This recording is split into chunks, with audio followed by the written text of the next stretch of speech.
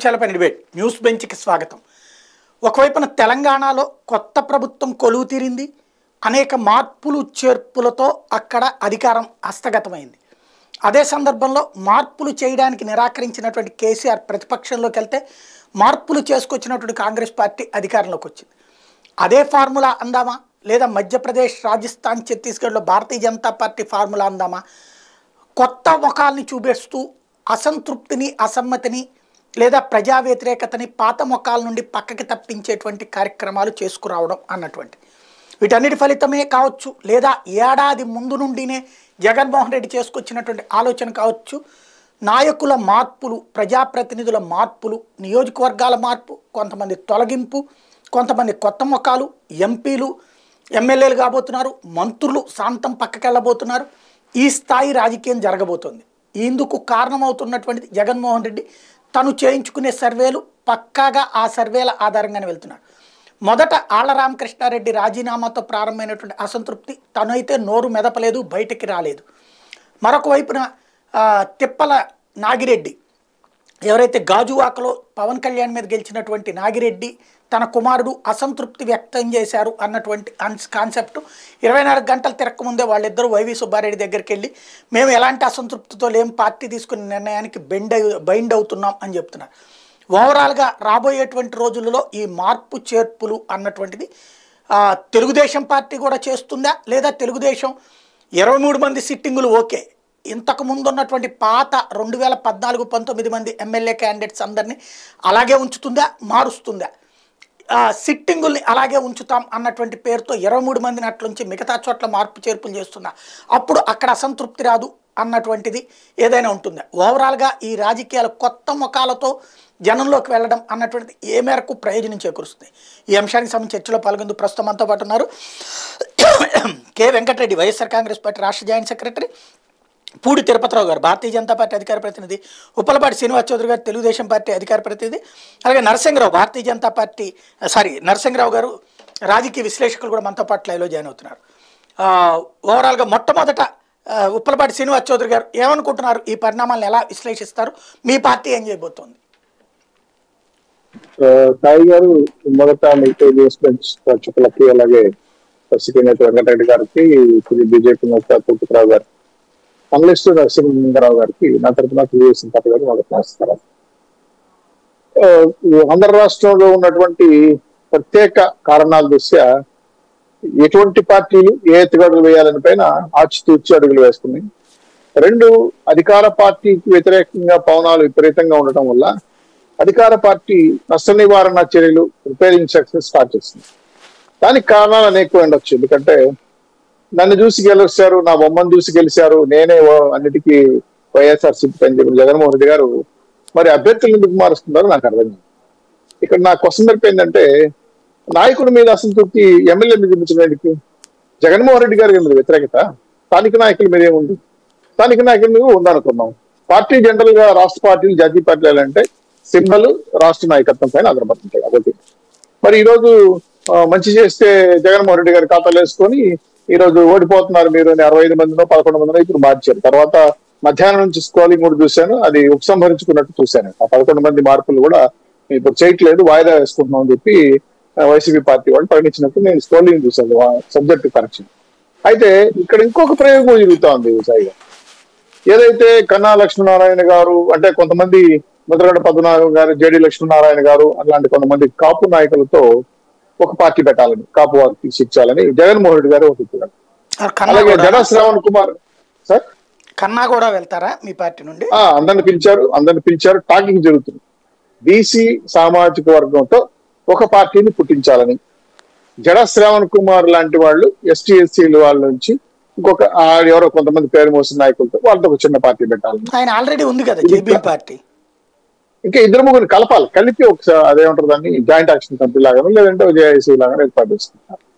ఇవి ఒక పార్టీ అయితే కాంగ్రెస్ ని షర్మిలాని దింపాలని, ఇట్లా రకరకాల కొన్ని పార్టీలు నాకు తెలిసి ఎలక్షన్ ముందే ఒక 3 కానీ కొత్త పార్టీలు వెలిచే అవకాశం ఉందనేది నాకున్న అవగాహన. ఒక బీసీ సమాజ వర్గాల నుంచి ఇంకొక అసంతృప్తి రామచంద్ర యాదవ్ ఎవరు ఉన్నట్టున్నారు కదా, బీసీ సంఘం ఉంది. దాన్ని కొంచెం ఆయన ఎందుకో మరి ఆ పార్టీకి పెట్టారు. కానీ ఎస్టాబ్లిషన్ అనేది కొంచెం స్లోగా జరుగుతుందని వీళ్ళందరినీ కలపాలని ఒక వ్యూహం అయితే జరుగుతాం. సో టోటల్ గా ఏంటంటే ప్రభుత్వ వ్యతిరేక ఓటుని ఎక్కువగా చీల్చేస్తే మేము గెలవచ్చు అనే ఒక ప్రయోగం చేయాలని జగన్మోహన్ రెడ్డి గారు ఆలోచిస్తున్నారు. ఇందులో భాగంగానే ఆయన కొంతమంది అసంతృప్తివాదులు అంటారో లేదంటే ప్రజలు చిత్కరించినారో సంక్షేమాన్ని లబ్ధిని అభివృద్ధిని ఈ రోజు కొంతమందిని మార్చాలని డిసైడ్ చేశారు. దీనికి ఇంకో కొత్త పాట కూడా వైసీపీ నాయకులు లేదు. మేము 2.5 సంవత్సరం క్రితం ఏం చెప్పాము, ఓడిపోయిన వాళ్ళకి మార్చేస్తాము, గెలవని వాళ్ళకి మార్చేస్తాము. ఇది ప్రతి పార్టీలో చెప్పే మాట సార్. ఎందుకంటే చంద్రబాబు నాయుడు చెప్పారు, రాహుల్ గాంధీ చెప్పారు, రేవంత్ రెడ్డి గారు చెప్పారు. కాకపోతే ఏంటంటే ఎవరి వల్ల ఓడిపోతున్నారు? మీ పాలసీ విధానాల వల్ల ఓడిపోతున్నారు. మీ పాలసీ ఇంప్లిమెంటేషన్ కదా అసంతృప్తి కలిగింది. ఎమ్మెల్యేలకి సరైన నిధులు ఇచ్చుంటే, ప్రజలు సరైన సహకార సేవలు అందించుంటే వాళ్ళు చిత్కారానికి గురవుతారు. అందుకే ఈ కొత్త మొహాలు తీసుకొచ్చి పెట్టాలని ప్రయత్నం చేస్తారు. దీనికి ఏలు పెట్టి చూపించేదంటే పక్కన ఆ రాష్ట్రంలో బీఆర్ఎస్ సిట్టింగ్ వాళ్ళకి వాళ్ళు ఓడిపోయారు, మార్చుంటే గెలిచుండేవాళ్ళు. మార్చిన వాళ్ళలో 13 మంది 12 మంది గెలిచారంటే ఇక్కడ పెట్టిన వెంటనే మార్పు చేత పెట్టిన వెంటనే నాకు తెలిసి ఉదయాన్నే ఈ మార్పు జరుగుతుంది ప్రకటించిన తర్వాత ఈ రేపల్లె, అద్దంకి, సంతనోత్తరపాడు, గుంటూరు, విశాఖ, అలాగే వెస్ట్ గోదావరి ఒక 6-7 చోట్ల టైం తగలబెట్టి నిరసన కూడా తెలియజేశారు. పార్టీ ఆఫీస్ దగ్గర ముందు కూర్చొని జనసేన వైసీపీ వాళ్ళ పార్టీ ముందు కూడా నిరసన కాలం మొదలైంది. ఒకసారి మళ్ళీ 4 గడుచుకొని లేదు ఇప్పుడు చేయట్లేదని వాయిదా వేస్తున్నట్టు జగన్మోహన్ రెడ్డి గారు చెప్పారు. ఒకప్పుడు ఒంటి చేత్తో చక్రం తిప్పిన జగన్మోహన్ రెడ్డి గారు ఎందుకు ఇప్పుడు భయపడుతున్నారు? ఎమ్మెల్యేల మీద పట్టుపోయిందా? పార్టీ మీద నాయకత్వం సడలిందా? లేదంటే జనంలో పట్టుపోయిందా? ఇవన్నీ కూడా వాళ్ళు విశ్లేషించుకోవాల్సిన అవసరం ఉంది. అయితే మేము తెలుగుదేశం పార్టీ జనసేన తరపున మాత్రం మా నాయకులు మేము పెట్టాలనుకున్న ఎమ్మెల్యేలు చాలా క్లియర్ గా మాకు విరగీసినట్టుంది. అయితే ఎలక్షన్ ముందే ఇంకా అనౌన్స్ చేయలేదు కాబట్టి మేము అభ్యర్థులు ఇప్పుడే ప్రకటించలేదు. మాకు సఫిషియెంట్ గా మాకే పోటాపోటీగా అభ్యర్థులు బ్రహ్మాండంగా 170 సీట్లకు ఉన్నాయి. ఈ రోజు వైఎస్ఆర్సీపీ 170 కాదు కదా, వైనాట్ పులివేంద్ర కాడికి వచ్చి ఆగుంటారు. కాబట్టి ఓటమి అంచుల్లో ఉన్న జగన్మోహన్ రెడ్డి గారికి ఫ్రస్ట్రేషన్ లో తీసుకున్న నిర్ణయాల వల్ల వాళ్ళ ఆర్గనైజేషన్ లో వ్యతిరేకత వస్తుందని గుర్తించాలి. లోపతాపాలను అలాగే ఉన్నటువంటి సమస్యలు ఐపాక్ సర్వేనో లేదా ప్రజల రామకృష్ణ సర్వేలో కొన్ని నివేదికలు తెప్పించుకున్నారు, మాట్లాడుకున్నారు కదా, దాని ప్రకారం చేస్తే బాగుంటుంది. కానీ ఉన్నట్టుండి సగం మందిని మీ ఎమ్మెల్యే లేపేస్తాం మార్చేస్తాం అంటే పార్టీ నిర్మాణ పరంగా కేడర్ పరంగా ఒక ఒడిదుడుకు గురయ్యి నష్ట నివారణ ఎక్కువ శాతం జరిగే అవకాశం ఉంది. కాబట్టి గుర్తిస్తే బాగుంటుంది. మేమైతే పక్క పార్టీల వ్యవహారాలు మేము చూడదలుచుకోలేదు. ఆంధ్ర రాష్ట్ర రాజకీయాలు మా పార్టీ 170 ఎలా గెలవాలని ఆ దిశగానే ముందుకెళ్తాం. రైట్. వెంకటరెడ్డి గారు ఏమంటారు? సాయి గారు, ముందుగా మీకు ప్యానెల్లో ఉన్న అందరికీ అట్లానే జర్నలిస్ట్ సాయి యూట్యూబ్ ప్రేక్షకులందరూ నమస్కారం. సార్ నా వాయిస్ వినపడుతుంది? చెప్పండి. ఒకటి, ఏ రాజకీయ పార్టీ అయినా ఎక్కడ ఎవరెవరు నిలబెట్టాలనేది ఆ పార్టీ అధ్యక్షుడు తీసుకునేటటువంటి నిర్ణయం ప్రకారం ఉంటుంది. దానికి ఎందుకు తెలుగుదేశం పార్టీయో లేదంటే జనసేనో లేదంటే తెలుగుదేశం పార్టీకి సంబంధించినటువంటి గుల మీడియా ఎందుకు రాద్ధాంతం చేస్తుందో అర్థం కావట్లా. మా పార్టీ నుంచి ఎవరిని అభ్యర్థులుగా నిలబెట్టాలని జగన్మోహన్ రెడ్డి గారు ఇష్టం. ఒకళ్ళని ఎంపీగా ఉన్నాళ్ళని ఎమ్మెల్యేగా పంపించవచ్చు, మంత్రిగా ఉన్న వాళ్ళకి సీట్ ఇవ్వకపోవచ్చు, లేదంటే ఇప్పుడు మంత్రిగా ఉన్న వాళ్ళని ఇంకో వేరే స్థానానికి మార్చొచ్చు, లేదంటే ఇప్పుడు మంత్రిగా ఉన్న వాళ్ళని రేపొద్దున ఎంపీగా పంపించవచ్చు, లేదంటే ఇప్పుడు ఎమ్మెల్యేగా పోటీ చేస్తున్న 10 మందిని అసలు రేపొద్దున సీట్లు ఇవ్వకపోవచ్చు. అది జగన్మోహన్ రెడ్డి గారు రేపొద్దున ఎవరిని ఎక్కడ నిలబెడితే ఎలా మనం అన్ని సీట్లు గెలవగలిగిన దాన్ని బట్టి ఉంటది. మధ్యలో వీళ్ళకి వచ్చిన నష్టం ఏంటనేది అర్థం కావట్లా. నేను సూటిగా అడుగుతా ఉన్నా, పోయినసారి మేము 151 సీట్లు గెలిచాం. 150 సీట్లు ఎలా గెలిచాం? ఎస్, పలానా చోట ఎవరెవరు నిలబెట్టాలి, పలు రకాల సర్వేలు తెప్పించుకున్నాం. ఎస్, పలానా చోట అంతకుముందు కాపు సామాజిక వర్గానికి అవకాశం ఇచ్చాం, ఈసారి బీసీకి అవకాశం ఇస్తే ఆ కాన్స్టిట్యున్సీలో బెటర్ ఉంటది. సో అంతకుముందు అక్కడ పోటీ చేసిన కాపు అభ్యర్థిని ఎంపీగా పంపిద్దాం. అలా మేము డిసైడ్ చేసుకుని 151 మందిని మేము గెలిపించుకోగలిగాం. దాంట్లో ఎగ్జాంపుల్ మీరు అన్నట్టుగా ఇప్పుడు మంత్రిగా పనిచేస్తున్నటువంటి ఆదిమలపు సురేష్ గారు, ఆయన మొట్టమొదటి 2014లో కంటెస్ట్ చేశారు సంతనోతులపాడు నుంచి. సంతనోతులపాడు నుంచి కంటెస్ట్ చేసి ఎమ్మెల్యేగా 2014 to 19 మధ్య ఆయన ఎమ్మెల్యేగా ఉన్నారు. 2014లో గెలిచారు. 14లో గెలిచిన తర్వాత 19లో మళ్ళీ సంతనోతులపాడు అతనికి ఇవ్వకుండా ఎర్రగొండపాలెంగా మార్చారు జగన్మోహన్ రెడ్డి గారు. ఎర్రగొండపాలెంలో ఎమ్మెల్యేగా ఆయన గెలుపొందారు. ఇప్పుడు మంత్రిగా చేస్తున్నారు. కొండేపులో మేము ఆల్రెడీ 2 సార్లు వరుసగా ఓడిపోవడం జరిగింది. 2014లో ఓడిపోయాం, జూపూడి ప్రభాకర్ రావు గారు పోటీ చేశారు. అప్పుడు 2019లో మేము ఓడిపోయాం, మాదాసి వెంకయ్య గారు పోటీ చేశారు. సో ఇప్పుడు అక్కడ ఖచ్చితంగా కాన్స్టిట్యున్సీ గెలవాలన్న ఆలోచనతో ఆదిమలపు సురేష్ గారిని అక్కడికి మార్చడం జరిగింది. దీంట్లో తప్పేంటి? దీని మీద డిస్కషన్ ఏంటి? నాకు అర్థం కావట్లా. నేను అడుగుతున్నా సూటిగా తెలుగుదేశం పార్టీని ఒక 2-3 ఎగ్జాంపుల్స్ నేను అడుగుతా. పాయకరావుపేటలో 2014లో మీ ఎమ్మెల్యే ఎవరు? మీ తెలుగుదేశం మహిళా అధ్యక్షురాలు, అంతర్జాతీయ మహిళా అధ్యక్షురాలు వంగలపూడి అనిత గారు. మరి ఎందుకు ఇవ్వలేదంటే 2019లో ఆమెకు సీటు పాయకరావుపేట నుంచి? ఆమెను ఎందుకు కొవ్వూరుకు మార్చారు? అంటే ఆ మీద పాయకరావుపేటలో అంతర్జాతీయ మహిళా అధ్యక్షురాల మీద వ్యతిరేకతనని మార్చి కొవ్వూరుకి పంపించాడు చంద్రబాబు నాయుడు గారు. అదే విధంగా గంటా శ్రీనివాసరావు మీ దగ్గర మంత్రిగా చేశాడు, భీమిలి నియోజకవర్గం నుంచి 2014లో ఎమ్మెల్యేగా పోటీ చేశాడు. 2014 నుంచిలో 19 నుంచి ఆయన 19లో ఎందుకు భీమిలి నుంచి ఆయన కంటెస్ట్ చేయకుండా విశాఖపట్నం టౌన్కి వచ్చి పోటీ చేశాడు? అది కనీసం మాట్లాడటానికి ఉండాలి కదా. ఒక రాజకీయ పార్టీ ఎవరెవరిని అభ్యర్థులుగా పెడుతుంది, వాళ్ళ వ్యూహాలు ఏంటి, వాళ్ళు దాని ప్రకారం వెళ్తారు. మీకు చేతనైతే మీరు కూడా దాని ప్రకారం వ్యూహాలు అమర్చుకొని వెళ్ళండి. మీరు అనేక రకాలుగా అంతకుముందు మార్పులు చేర్పులు చేశారు. కోడెల శివప్రసాదరావు ఎక్కడతను? నర్సరావుపేట ఎమ్మెల్యేగా 5 సార్లు ఎమ్మెల్యే గెలిచాడు కోడెల శివప్రసాదరావు. మరి ఎందుకు నర్సరావుపేట మీరు అతనికి ఇవ్వకుండా సత్తెనపల్లి మార్చి 2014లో సత్తెనపల్లి పోటీ చేయించారు? మళ్ళీ 19లో ఎందుకు అక్కడ పోటీ చేయించారు? ఇప్పుడు వాళ్ళ కొడుకు ఎందుకు ఇవ్వకుండా కన్నాకి ఎందుకు ఇచ్చారు? సో ఇలా డిస్కస్ చేస్తా పోతే ప్రతి జిల్లాలో ఒక 4-5 చోట్ల మనం డిస్కస్ చేయాల్సి వస్తుంది. ఇప్పుడు ఉన్నటువంటి గద్దె రామ్మోహన్ రావు ఒకప్పుడు గన్నవరం ఎమ్మెల్యే, తర్వాత ఆయన విజయవాడ ఎంపీగా కంటెస్ట్ చేయించారు, ఇప్పుడు మళ్ళీ విజయవాడ టౌన్కి ఎమ్మెల్యే. ఇవన్నీ ఎందుకు చేశారు మీరు? నేను అడుగుతా, ఇవన్నీ చెప్పండి. అంటే మీరు అధికారంలో ఉన్నప్పుడు వాళ్ళ మీద వ్యతిరేకత ఉందని మార్చారా? చంద్రబాబు నాయుడు దగ్గరికి వద్దాం సార్. ఆయన చంద్రగిరి నియోజకవర్గం నుంచి పోటీ చేశాడు, ఓడిపోయి నాకు ఎందుకు పారిపోయాడు, ఎందుకు కుప్పంకి వెళ్ళాడు? చంద్రగిరి ఆయన సొంత కాన్స్టిట్యున్సీ కదా. ఇవన్నీ మనం డిస్కస్ చేస్తే లాంగ్ ప్రొసీజర్. ఒకటి, మా టార్గెట్, మేము పెట్టుకున్నటువంటి టార్గెట్ చాలా బిగ్ టార్గెట్. ఈ భారతదేశ చరిత్రలో ఏ రాజకీయ పార్టీ అధ్యక్షుడు కూడా ఇంత టార్గెట్ పెట్టుకుని వెళ్ళడు. మనం గెలిస్తే చాలు అనుకుంటారు. కానీ మా జగన్మోహన్ రెడ్డి గారు మనం మొత్తం గెలవాలని టార్గెట్ పెట్టుకుని వెళ్ళి మాకు 3 సంవత్సరాల నుంచి ఒక దిశానిర్దేశం చేస్తా వెళ్తా ఉన్నారు. దాంట్లో భాగంగా మేము ముందే చెప్పాం, గడప గడప ప్రోగ్రామ్ డిసైడ్ చేసాం. దాదాపుగా గడిచిన మే అనుకుంటా, అంటే ఇప్పుడు మొన్న మేకు సంవత్సరం, అంటే సంవత్సరంన్నరకు పైగా గడప గడప ప్రోగ్రామ్ డిసైడ్ అయింది. దాంట్లో ఆల్రెడీ 7 సార్లు నుంచి 8 సార్లు దాకా ఆల్రెడీ రివ్యూలు జరిగినాయి. ఆల్రెడీ జగన్మోహన్ రెడ్డి గారు చాలా సందర్భాల్లో చెప్పారు, మీరందరూ నాతో పాటు మళ్ళీ అసెంబ్లీలో నేను ఉండాలని కోరుకుంటున్నా, బట్ కొన్ని సామాజిక సమీకరణాల వల్ల కావచ్చు, లేదంటే మీ పనితీరు అక్కడ బాగోలేదనేటటువంటి అభిప్రాయం అక్కడ ఉన్నటువంటి స్థానిక నాయకుల్లోనో కార్యకర్తల్లోనో కలిగితే ఖచ్చితంగా కొన్ని మార్పులు చేర్పులు చేయాల్సి వస్తుంది. బట్ అట్లా నేను మిమ్మల్ని వదిలేసేటటువంటి మెంటాలిటీ నాది కాదు, ఖచ్చితంగా మీకు అందరికీ ప్రయారిటీ ఇస్తా అని చెప్పారు. అలానే ఈరోజు కొన్ని చోట్ల మార్పులు చేర్పులు జరుగుతూ ఉన్నాయి. మా దగ్గర పోటీ చేసినటువంటి 2019లో పోటీ చేసి ఓడిపోయినటువంటి పిల్లి సుభాష్ చంద్రబోస్ గారు, అదేవిధంగా మోపిదేవి వెంకటరమణ గారికి ఎమ్మెల్సీ ఇచ్చి మంత్రులు ఇచ్చాం సార్. తర్వాత మళ్ళీ శాసనమండలి రద్దులని నిర్ణయం తీసుకున్న తర్వాత మళ్ళీ వాళ్ళ రాజ్యసభ కూడా తీసుకున్నాం. సో అంటే వైఎస్ఆర్ కాంగ్రెస్ పార్టీని నమ్ముకొని ఉంటే ఇవాళ కాదు రేపు పదవులు వస్తాయి. బట్ ఇక్కడ మా టార్గెట్, మేము పెట్టుకున్న టార్గెట్ ప్రకారం ఒక్క సీటు కూడా ఓడిపోకూడదు, ప్రతి సీటు గెలవాలనేటటువంటి టార్గెట్తో మేము వెళ్తున్నప్పుడు ప్రతి సీటు ఇంపార్టెంట్. అంటే కుప్పం నుంచి ప్రతి సీటు కూడా మాకు ఇంపార్టెంట్ గా మేము అనుకున్నప్పుడు మార్పులు చేర్పులు ఉంటాయి. దీంట్లో తప్పేంటి? అసలు దీని మీద డిస్కషన్ ఏంటి? ఇక్కడ ఒక పాయింట్, ఇందాక చౌదరి గారు అన్నట్టు ఏమన్నా విత్డ్రా చేసుకున్నారా నిన్న రిలీజ్ చేసి లిస్ట్? లేదు సాయి గారు. ఆల్రెడీ ఇప్పుడు మా నియోజకవర్గానికి మా మంత్రిగా నాగార్జున గారు ఉన్నారు. ఇప్పుడు ఆల్రెడీ ఆయన 3 సార్లు కంటెస్ట్ చేస్తున్నారు, 2 సార్లు ఓడిపోయారు, మొన్న గెలుచున్నారు. సో ఇప్పుడు ఆయన్ని ఆల్రెడీ సంతనోదలపాడికి ఇన్ఛార్జ్ గా పార్టీ పంపించడం జరిగింది. మాకు వరికోట అశోక్ గారు వస్తున్నారు. అయితే మాకు ఉన్న సమాచారం ప్రకారం రేపు 16వ తారీఖు ఆయన వస్తున్నా అని చెప్పి మాకు ఆల్రెడీ ఇంటిమేషన్ కూడా ఉంది. 16వ తారీఖు వస్తాను, 16వ తారీఖు మా ఆఫ్టర్నూన్ మీటింగ్ ఉంటుందని మాకు ఆల్రెడీ ఇంటిమేషన్ కూడా ఉంటుంది. ఎక్కడ మార్పులు జరిగిన దగ్గర విత్డ్రా ఎక్కడా చేసుకోవాలి.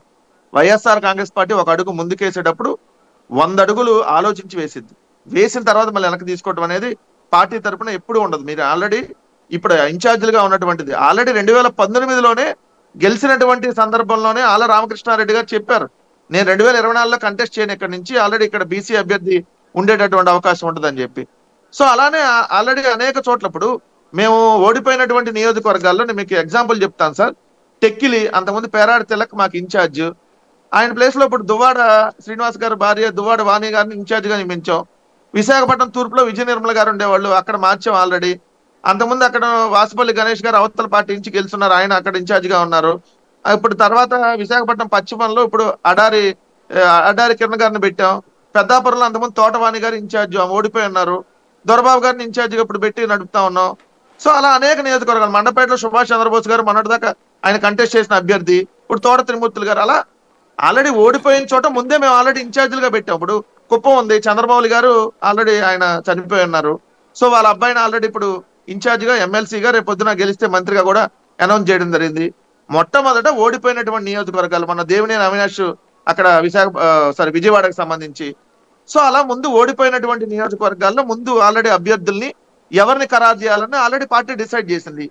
ఇప్పుడు ఆల్రెడీ గెలిచినటువంటి దగ్గర వాళ్ళని పక్క కాన్స్టిట్యున్సీలకి మార్చాలా, లేదంటే అక్కడ కొత్తగా వేరే సామాజిక వర్గానికి అవకాశం ఇవ్వాలా, లేదంటే ఒక చోట మనం ఆల్రెడీ 2 చోట్ల 3 సార్లు ఓడిపోయినటువంటి నియోజకవర్గాలకి ఇప్పుడున్నటువంటి మంత్రులను అక్కడ పంపించాలా. ఎందుకంటే ఇప్పుడు మీరున్న తాటికొండ వెరీ టఫ్ సీటు, ఎవరు అవునన్నా కాదన్నా తెలుగుదేశం పార్టీకి అది ఎక్కువ ఉండేటటువంటి సీటు, మొన్న మేము గెలవడం జరిగింది.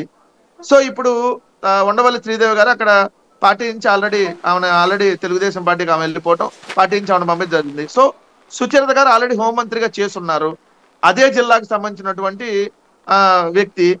సో ఆమెను అక్కడికి పంపిస్తే ఖచ్చితంగా తాటికొండ మనం గెలుస్తాము సో అనేది పార్టీ నిర్ణయించుకున్నటువంటిది. పత్తిపాడులో ఎవరిని పెట్టినా గెలుస్తాం, అది కొత్త అభ్యర్థిని పెట్టొచ్చు, ఇంకెవరిని పెట్టినా. అందుకనే కొత్త అభ్యర్థిని పెట్టారు, విజయవాడకు సంబంధించినటువంటి అభ్యర్థి కిషోర్ గారిని అక్కడ పెట్టారు కొత్త అభ్యర్థిని. అంటే పత్తిపాడులో ఎవరైనా గెలుస్తారు. సో తాటికొండలో కొంచెం టఫ్ కాబట్టి సో అందుకని సుచరిత గారు ఆల్రెడీ ఎక్స్పీరియన్స్ ఉన్నటువంటి క్యాండిడేట్, ఆల్రెడీ మా పార్టీ నుంచి 3 సార్లు గెలిచినటువంటి ఉన్నారు. ఆల్రెడీ అంతకుముందు బై ఎలక్షన్ లో గెలిచారు, 2009లో గెలిచినారు, మొన్న గెలుచున్నారు. సో హోంమంత్రిగా చేస్తున్నటువంటి అనుభవం ఉంది. సో జిల్లా మీద ఆమెకు పూర్తి స్థాయి ఉంది. సో అందుకని ఆమెను తీసుకొని ఇక్కడ పెట్టారు. అది మా పార్టీ తీసుకున్న నిర్ణయం. దాన్ని ఎవరు కాదంటారు, ఎవరికి ఏంటి అసలు నాకు అర్థం కాదు. 2 రోజుల నుంచి చూస్తా ఉంటే టీవీల్లో తెలుగుదేశం పార్టీకి సంబంధించినటువంటి మీడియా, వాళ్ళకి సంబంధించినటువంటి స్పెషల్ ఎనలిస్టులు కొంతమంది ఉంటారు, వాళ్ళందరూ వైఎస్ఆర్ కాంగ్రెస్ పార్టీ అభ్యర్థులు మార్చేస్తుంది అంటే ఓడిపోతారని చెప్పి ఆల్రెడీ భయపడిపోయి మార్చేస్తున్నారు అంటున్నారు. మరి మీరెందుకు మారుస్తున్నారు? ఇప్పుడు నారా లోకేష్ మంగళగిరి నుంచి పోటీ చేస్తాడని చెప్పి ఇప్పుడు చెప్పమనండి, అనౌన్స్ చేయమనండి. చెప్పగల ధైర్యం మీకు ఉందా? లేదు, ఇక్కడ ఉన్నటువంటి అభ్యర్థుల్ని రేపొద్దున మా దగ్గర గెలిచినటువంటి వాళ్ళని లేదంటే ఓడిపోయినటువంటి వాళ్ళని 175 స్థానాల్లో తెలుగుదేశం పార్టీ పోయినసారి ఎవరైతే నిలబెట్టిందో వాళ్ళకి రేపొద్దున సీట్లు ఇస్తామని చెప్పి చంద్రబాబు నాయుడు అనౌన్స్ చేయగలడప్పుడు. రైట్. పామరు పోయినసారి ఎవరికి ఇచ్చారండి మీరు? పామరు ఆమెకి ఇచ్చారు, మా పార్టీ నుంచి మీ పార్టీలో ఫిరాయించినటువంటి ఎమ్మెల్యేకి ఉప్పులేటి కల్పన గారికి. ఇప్పుడు ఎవరు ఇన్ఛార్జ్ మీకు పామరుకి? మీకు అరకు ఎవరికి ఇన్ఛార్జ్? మీకు పాడేరుకి ఎవరు ఇన్ఛార్జ్? మరి మీరు ఎందుకు మార్చారు? మరి వాళ్ళకే వచ్చినా మీరు పోయినసారి ఎవరైతే మీకు సీట్లు ఇచ్చారో 2019లో మీరు ఆడియో మ్యూట్ లోకి వెళ్ళి చూడండి ఒకసారి. 19లో ఇచ్చినటువంటి ఎందుకు సీట్లు ఇవ్వట్లేదు? అది మేము కూడా క్వశ్చన్ కదా, ఇది సమంజసం కాదనే మాత్రం నేను తెలియజేయదలుచుకున్నాను. తిరుపతిరావు గారు మీరేమనుకుంటున్నారు? మీరేమో చాలా ప్రయోగాలు చేసేసారు, మిమ్మల్ని చూసి వాళ్ళు నేర్చుకుంటున్నారు, లేకపోతే వాళ్ళు చేస్తారు మీరు చేస్తున్నారు తెలియట్లా. అందరికీ నమస్కారం. సాయి గారు వినిపిస్తుందా? వినబడుతుంది, చెప్పండి. సాయి గారు, ఒకటైతే మాత్రం వాస్తవం, అదైతే ఇప్పుడు ఇరు పార్టీల ప్రతినిధులు మాట్లాడిన దాన్ని బట్టి ఏంటంటే వీళ్ళ మీద వాళ్ళు వాళ్ళ మీద వీళ్ళు చెప్పుకుంటున్నప్పటికి కూడా మార్పులు అనేవి సహజంగా జరుగుతుంటాయి. అది మరి మీరన్న మమ్మల్ని దృష్టిలో పెట్టుకోవడం కూడా చెప్పారు కాబట్టి ఖచ్చితంగా చేయాలి మార్పులు. ఎందుకంటే మేము సాక్షాత్తు ముఖ్యమంత్రులనే ఎవరు ఊహించినటువంటి క్యాండిడేట్లను తీసుకుని వచ్చినటువంటి సందర్భం. అయితే ఇక్కడ గమనించాల్సింది ఏంటంటే భారతీయ జనతా పార్టీ తాలూకా స్ట్రక్చర్కి ఇప్పుడు నా ముందు ఉన్నటువంటి 2 ప్రాంతీయ పార్టీల తాలూకా స్ట్రక్చర్కి చాలా వ్యత్యాసం ఉన్నటువంటి సందర్భం. ఎందుకనేసి అంటే మేము పక్క రాష్ట్రాలు అయినప్పటికి కూడా ఛత్తీస్గఢ్లో ఒక ఎస్టీ సామాజిక వర్గం నుండి వచ్చినటువంటి వ్యక్తిని, అదేవిధంగా మధ్యప్రదేశ్లో బీసీ సామాజిక వర్గం నుండి వచ్చినటువంటి వ్యక్తిని, వాళ్ళ రాజస్థాన్ తీసుకుంటే ఓసీ సామాజిక వర్గం, అతి చిన్న సామాజిక వర్గం అయినటువంటి బ్రాహ్మణ సామాజిక వర్గం నుండి వచ్చినటువంటి, అది కూడా మొన్నటి వరకు నాతో పాటు ఒక పార్టీ ప్రతినిధిగానే ఉన్నటువంటి వ్యక్తిని మొదటిసారి శాసనసభ్యుడు అయ్యారు. శాసనసభ్యుడు అయిన వెంటనే అంటే మా సోదరుడు వెంకటరెడ్డి గారు అనవచ్చు, ఎందుకంటే వాళ్ళ నాయకుడు కూడా అలాగే ఫ్రెష్ గానే ఎమ్మెల్యేగా అయ్యి ముఖ్యమంత్రి అయిపోయాడు అని చెప్పేసి. సరే, వాళ్ళది వేరు, అది ఏకస్వామ్యం. లేదు లేదు సార్, మీ మీద ప్రజాస్వామ్యం మీ మీద నాకు పూర్తి కన్సర్న్ ఉంది. ఎందుకంటే పాపం మీరు త్యాగం చేశారు సీట్ తెలుగుదేశంతో పొత్తులో. ఎట్టి పరిస్థితుల్లో మీరు ఎమ్మెల్యే కావాలని నేను మనస్ఫూర్తిగా కోరుకుంటాను. ఎందుకంటే రోజు రోజు మీతో ఉన్నటువంటి అనుభవం ప్రకారం అయితే ఈసారి త్యాగాలు చేయకుండా ఎమ్మెల్యే కావాలి. అది వేరే అంశము. అయితే సో మేము రాజస్థాన్ లో ఒక బీసీని నేను చెప్పాను, మరోసారి చెప్తాను, నాతో పాటు మొన్నటి వరకు పార్టీ రాజస్థాన్ పాలనలో బ్రాహ్మణ్. నిమగ్నమైన వ్యక్తి శర్మ గారు, ఆయన్ని ముఖ్యమంత్రిని చేయడం జరిగింది. సో ఇది ఒక సాహసోపేతమైనటువంటిది. రెండోది ఏంటంటే అవసరమైనటువంటి ప్రక్రియ ఖచ్చితంగా. కాకపోతే ఆ స్థాయిలో మార్పులు చేయడానికి ఆ రెండు పార్టీలకి అవకాశం లేదు, ఎందుకంటే ప్రాంతీయ పార్టీలు కాబట్టి అందులో తప్పుపడడానికి కూడా ఏమీ లేదు. వాళ్ళ స్ట్రక్చర్ వేరు, మా స్ట్రక్చర్ వేరు. మేము రేపు మాకు అధినాయకుడిగా మోడీ గారి తర్వాత ఎవరు అనేసి అంటే వాళ్ళ కొడుకు కూతురును చూపించుకునే పరిస్థితి మాకు ఎక్కడ ఉండదు. కాబట్టి సో ఈ నేపథ్యంలో రేపు నేనైనా అంతే. మా సోదరుడు చెప్తున్నాడు నా మీద ఏదో కొంత సానుభూతి అని, సాఫ్ట్ కార్నర్ సానుభూతి. కానీ రేపు పొద్దున్న నా కొడుకు నాకు ఛాన్స్ లేదు నా పార్టీలో. ఉదాహరణ చెప్తున్నా, నేను మిస్ అయ్యాను అనుకోండి, నా లైఫ్ లో నేను ఏది అచీవ్మెంట్ కి భగవంతుడు దయ ఉంటే చేస్తాడు, అది వేరే విషయం. ఒకవేళ మిస్ అయితే నా కొడుకైనా చేయండి అని అడిగే పరిస్థితి నా పార్టీలో ఉండదు. కాబట్టి మా స్ట్రక్చర్ వేరు, మా విధానం వేరు. అయితే ఇక్కడ ఒకసారి మన రాష్ట్రానికే పరిమితం అయ్యి రెండు పార్టీల తాలూకా విషయాల్ని మనం ఒకసారి పరిశీలించినట్టయితే ఖచ్చితంగా ఇక్కడ మళ్ళీ నేను ఎప్పుడూ వాడే సామెతే, ఎల్లమని ఎంచక్కర్లేదు, పోలమ్మని పొగడక్కర్లేదు, రెండింటికి ఒకలాగే వెళ్తారు. అంటే చెప్పే కారణాలు, బయటికి చెప్పే కారణాలు చాలా సోఫిస్టికేటెడ్ గా ఉంటాయి. మరి సోదరులు చౌదరి గారు చెప్పినా లేకపోతే మా వెంకటరెడ్డి గారు చెప్పినా చాలా సోఫిస్టికేటెడ్ గానే ఉంటాయి. అబ్బో నిజంగానే ఉన్నాయన్నట్టు ఉంటాయి. మరి తప్పేం లేదు, కానీ హిడెన్ ఎజెండా వేరేగా ఉంటది, కొన్ని భయాందోళనలు వేరే విధంగా ఉంటాయి.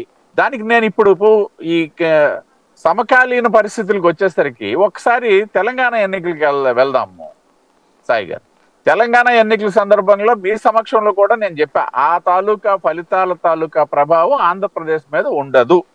దానికి ప్రధానమైనటువంటి కారణం ఏంటి అనేసి అంటే అక్కడ ఉన్నటువంటి పార్టీల మ్యాట్రిక్స్ వేరు, ఇక్కడ ఉన్నటువంటి పార్టీల మ్యాట్రిక్స్ వేరు అని నేను చెప్పడం జరిగింది. ఎందుకనేసి అంటే అక్కడ ఉన్నటువంటి అధికార ప్రతిపక్ష పార్టీలు ఇక్కడ లేవు, ఇక్కడ ఉన్నటువంటి అధికార ప్రతిపక్ష పార్టీలు అక్కడ లేవు.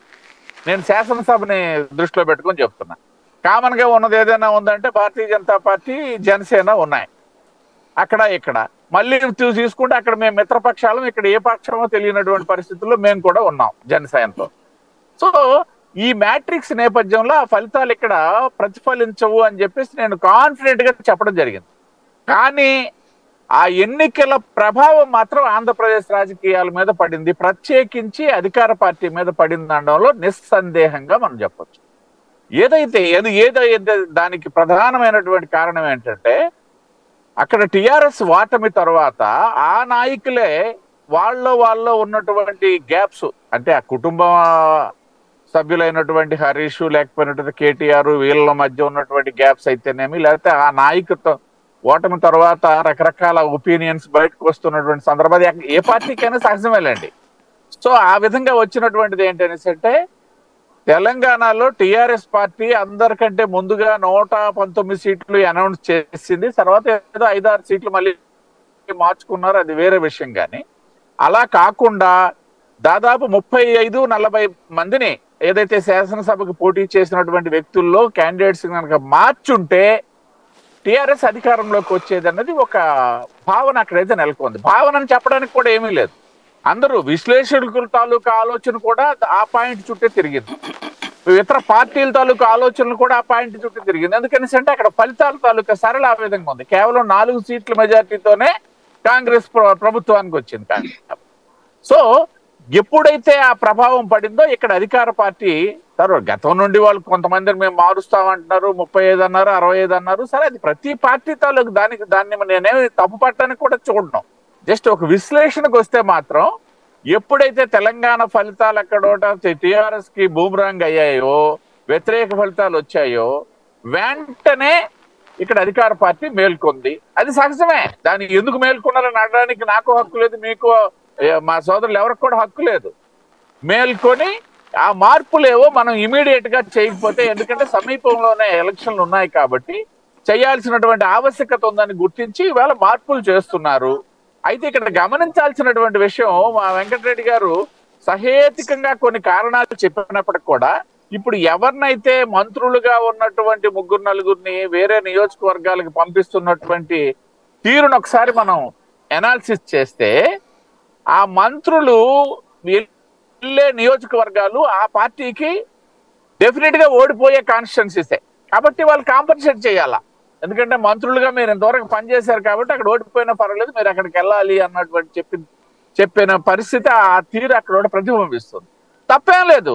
దాన్ని ఎందుకనేసి అంటే పార్టీలో ఉన్నటువంటి వ్యక్తులు అవసరమైనప్పుడు కొన్ని త్యాగాలకు సిద్ధం అవ్వాలి, అవసరమైనప్పుడు కొన్ని ఫలితాలను అనుభవించాలా.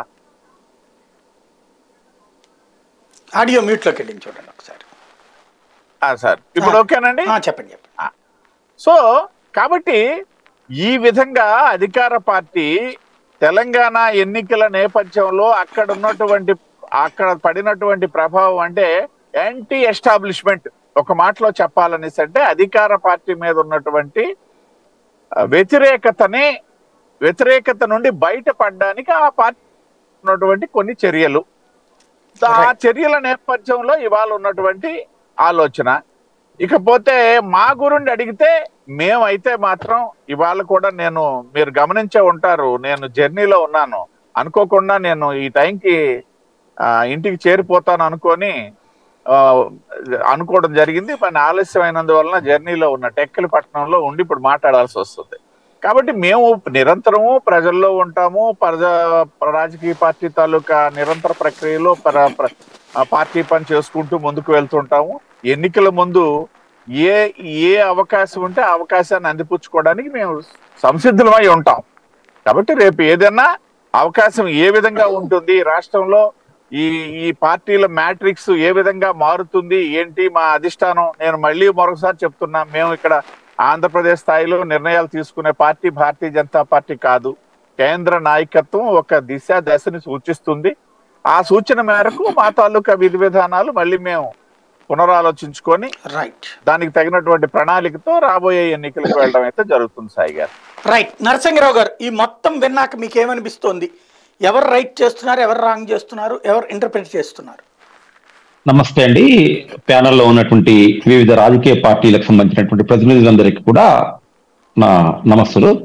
ఇప్పుడు మనం ఈ రోజు డిసెంబర్ 15వ తారీఖు నాడు సుమారుగా, అంటే ఎల్లుండి డిసెంబర్ 15, మనకు మార్చి 15 కల్లా మనకు లోక్సభ ఎన్నికలకు ప్లస్ ఆంధ్రప్రదేశ్ శాసనసభ ఎన్నికలకు నోటిఫికేషన్ వచ్చేటువంటి అవకాశం ఉంటుంది. ఒక 4-5 రోజులు అటు ఇటు, అంటే మనకు మధ్యలో ఉన్నటువంటి సమయం 3 నెలలు. ఈ 3 నెలల కాలంలో ఏ రకమైనటువంటి మార్పులైనా కూడా జరగవచ్చు. కారణం ఏంటంటే 2019లో జగన్మోహన్ రెడ్డి ఆంధ్రప్రదేశ్ రాష్ట్రంలో ముఖ్యమంత్రిగా 151 స్థానాలతో అధికారంలోకి వచ్చారు. ప్రతి రాజకీయ పార్టీ కూడా ఎన్నికల సమయంలో ఎత్తుకు పై ఎత్తులు వేయటం అనేటువంటిది చూస్తుంటాం. రెండో విషయం ఏంటంటే గెలుపు గుర్రాలకే సీట్లు ఇవ్వాలి అనేటువంటిది వాళ్ళు భావించడం అనేటువంటిది సహజంగా జరుగుతుండేటువంటిది ఏ రాజకీయ పార్టీ అయినా. ఇప్పుడు జరుగుతున్నటువంటిది ఈ రోజు నిన్న మొన్న జరిగినటువంటిది కేవలం మనం ఆరంభంలోనే మాత్రమే ఉన్నామని నేను స్పష్టంగా చెప్పగలుగుతాను. కారణం ఏంటంటే నేను ఇందాకే చెప్పినట్లు ఎన్నికలకు ఒక 3 నెలల సమయం ఉంది. ఆ తర్వాత ప్రక్రియకు ఇంకొక నెల రోజుల వరకు సమయం ఉంటుంది. అంటే ఇంకొక 4 నెలల పాటు తనకు ఎవరైతే గెలుపు గుర్రాలని ఆయన రాజకీయ పార్టీ అధినేత భావిస్తాడో ఆ గెలుపు గుర్రాలకే సీట్లు ఇచ్చేటువంటి అధికారము, అవసరము, ఆవశ్యకత ఆయన గుర్తించేటువంటి అవసరం ఉంటుంది. దీంట్లో మనం ఎంత చర్చ చేసినా కూడా ఇదంతా శశబిషలుగానే చూడాల్సినటువంటి అవసరం ఉంటుంది.